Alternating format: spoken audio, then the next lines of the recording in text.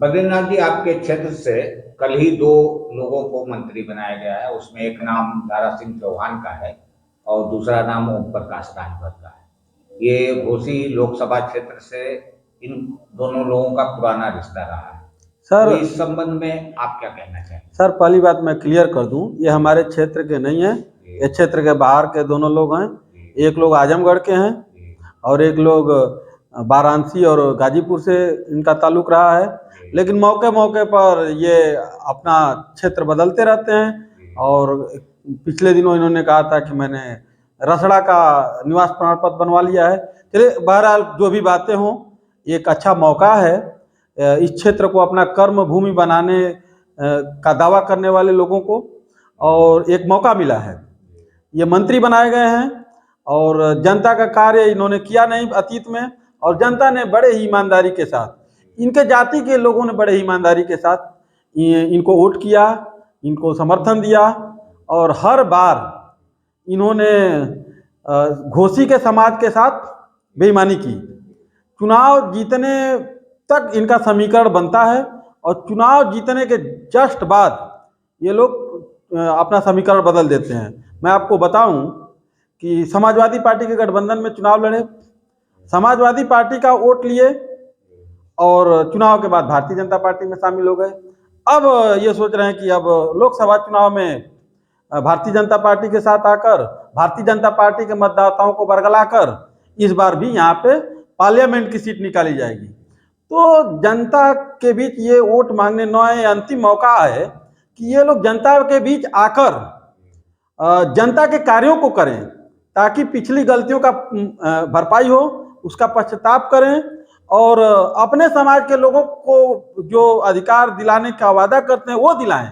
हमारे राजभर समाज हो चाहे चौहान समाज हो, बड़े ईमानदारी से इनको नेता बनाया और इसके लिए अपने समाज को ये लोग कोटिश धन्यवाद दें और दिन रात काम करें। अब तक जो काम नहीं किया है उसकी भरपाई हो जाएगी और घोसी का कुछ कल्याण हो जाएगा, मेरा उम्मीद यही है। अच्छा, एक चीज और कि क्या ऐसा माना जाए कि आगामी लोकसभा चुनाव को देखते ही प्रदेश सरकार या केंद्र सरकार द्वारा इन दोनों को मंत्री बनाया गया है? सर, कैबिनेट में फेर बदल व्यवहारिक तौर पर इसी नज़रिए से किए जाते हैं। ये आज की बात नहीं है, ये जब से लोकतांत्रिक व्यवस्था हमारे देश में चल रही तब से ऐसा हो रहा है। कोई ये वाली सरकार नहीं करे, पिछली जितनी भी सरकारें रही हैं चुनाव के समय में चुनावी फैसले, चुनावी बजट के माध्यम से लोक लुभावन फैसले लेकर जाति को अट्रैक्ट करना चाहती हैं, समाज को अट्रैक्ट करना चाहती हैं। कभी कभार क्षेत्रीय भावनाओं का सम्मान करते हुए लोगों को आगे लेकर आती हैं। पर जातिवादी राजनीति का जो समीकरण बना हुआ है हमारे पूरे पूर्वांचल में, ये बड़ा घातक हो चुका है।